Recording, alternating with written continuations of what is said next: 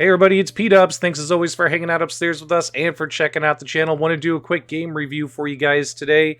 And we are looking at something that I had no idea that I would find good or interesting, because these are a couple of games that I've never played before and honestly I never heard of before. We're looking at the Evercade Cartridge number 27. This particular cartridge includes Alwas Awakening and Cathedral, two console platformer games that were released back in 2017 and 2019 respectively. Take a look at the box art for both of these games. Now, these games were made by separate studios. We'll dive into that shortly. For the purpose of this review video, it's easiest to play these games on the Evercade VS console system. That way we could capture the screen. These games are compatible with the Evercade handheld, as well as the Evercade EXP handheld that's going to be coming out later this year.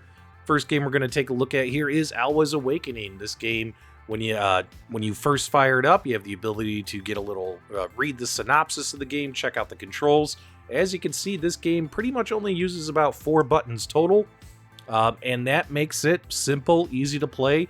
A lot of people can just pick up and play this game right off the get-go when it comes to platformers and really not have a struggle figuring out how things work, how things move. I love these when you select the games from the user interface and it tells you a synopsis of the games, how they were made, what's the story of the games, etc. And the most important thing, though, is taking a look at the control layout. That way you can see how everything plays during the game. Obviously, a lot of these games, as you play and learn, they tell you during the gameplay how you do things, etc. But right off the bat, you could see that this one pretty much uses every single button and control on your Evercade VS controller. So this game has a lot more depth to it when it comes to controls and features and things you can do and attacks and specials and magic and all that stuff versus Alwas Awakening.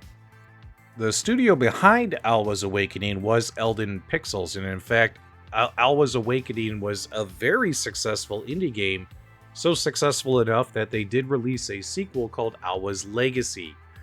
This particular game, though, is the original, and it's an NES-inspired adventure game that looks and feels like an 8-bit game. This is the 8-bit version of the game that comes included, and sure enough, as you can tell by the screens, I mean, take a look at these screens. This reminds me of every Nintendo game I played growing up, when you would go into the options, and you could tinker with game options, etc. on your NES console.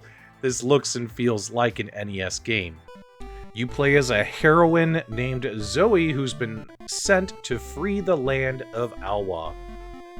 You'll jump and fight your way through all kinds of challenging rooms. This particular game has over 400 unique rooms, which is really, really cool in a Metroidvania style gameplay. If you like Metroidvania style games with interconnected maps where you constantly have to travel back and forth, and try and figure out where to go and how to solve the puzzle, how to unlock doors, how to open treasure, how to defeat enemies, etc., find all the bonuses, prizes, then this is the kind of game for you. And again, this game has been out for 5 years on multiple consoles systems, so this game might not be new to some of you. This game was completely new to me, and from a brand new player experience, I absolutely fell in love with the music, the bright, colorful 8-bit artwork, the character designs, the enemy designs, and all the callbacks to those traditional NES-style games that we played growing up, such as, hey, before you do anything, take your sword. But in this case, it's a wand. Take your magic wand and start solving the mystery. And just like a lot of other Metroidvania-style platform games, such as this one, you have lots of rooms that have checkpoints. That way, if you ever die, you do get pretty much unlimited continues. You can always come back and pick up where you left off at the last checkpoint, which is great from a replay value point of view. The game also tracks your death. How many times did you die? Your completion rate. How many items did you collect? All that kinds of stuff. I have not beaten the game yet myself. I just started playing it while I've been down and out with the flu. But I gotta tell you, this game really, really impressed me right off the bat, considering I had never played it before. I really enjoyed this style game and learning and figuring things out. And I just love the map design as well as the room design here. Everything is just reminds you of what it was like way back when games like this were created, back on the Nintendo, the first system I grew up on, back when I was a kid. Looking at maps like this, and as you travel, the map will unlock, open up, and you'll be able to see all the rooms, etc. And just like all the other Metroidvania style games that you played or platformer games like this, trying to solve the puzzles and figure out how the heck do I get to the next room to collect the things I need to beat this game, how do I solve the puzzles, how do I beat the villains and the obstacles, is the most fun part about games like these. Considering this game was made in 2017 and not in the 1980s when games like this were coming out on the Nintendo, I think that this game is really, really cool. I was very impressed with it, and I really enjoyed it. And although it's available on other consoles, I'm super happy to see that this one has made its way to the Evercade and is available to play on their Evercade platform. And I would highly recommend playing this game on this particular cartridge. Now, here's where my review might go against the grain compared to other reviews out there. I know a lot of people feel Alwas Awakening is the headliner on this cartridge. Although, keep in mind, there are only 2 games on here, so if you're only going to have 2 games, these games better be good. And I got to tell you something, when it comes to Cathedral, and again, I had never played this game before either, and I think this game came out in 2019 or so from a different studio. I enjoyed this game more than Alwas Awakening. That's right, I absolutely fell in love with this game. I could not put this game down over the last couple days that I've been testing this game out for the purpose of making this review video. Again, it's another platformer type game, but like I mentioned earlier in the review, there's so many different buttons and options and controls and things you can do in this game. I think it's a little bit deeper than Alwas Awakening. I absolutely love this knight character. I love the map. I love trying to figure things out, solving, again, where do I go? How do I escape this cathedral, which is basically the premise of the game.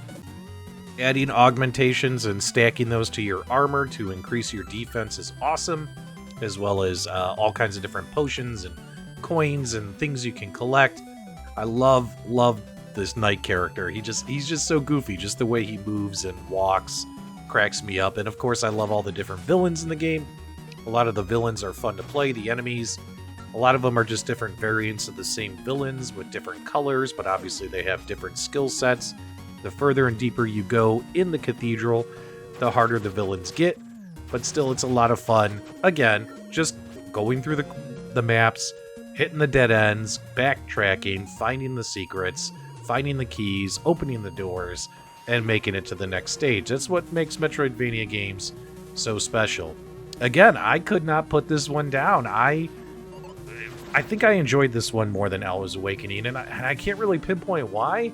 Maybe it's because it's deeper, maybe it's because the gameplay's faster, maybe because it's more goofy, I don't know, because you're playing as this knight, etc. But I really enjoyed this one, and out of both games, I enjoyed this one the most. I think these are 2 great indie titles that it's nice to see Evercade secure these and put these on a specific cartridge to play on their Evercade console systems. That's pretty cool in my book.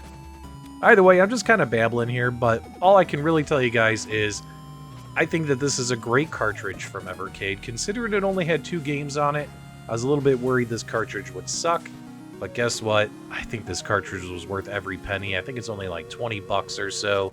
Now that we got that key, we can open this door, we can get our map piece, etc. Oh man, sky's the limit, baby. I know this is a pretty basic review, but what can I tell you guys? I still need to beat both of these games, but the experience so far has been wonderful. I'm really digging these games, and definitely want to know what you guys think. If you enjoyed the review, do me a favor, guys. Give me your feedback, thoughts, reactions below. Give us a thumbs up on the way out. Let me know what you think of these games on the Evercade console. And as always, my dudes, thank you for subscribing.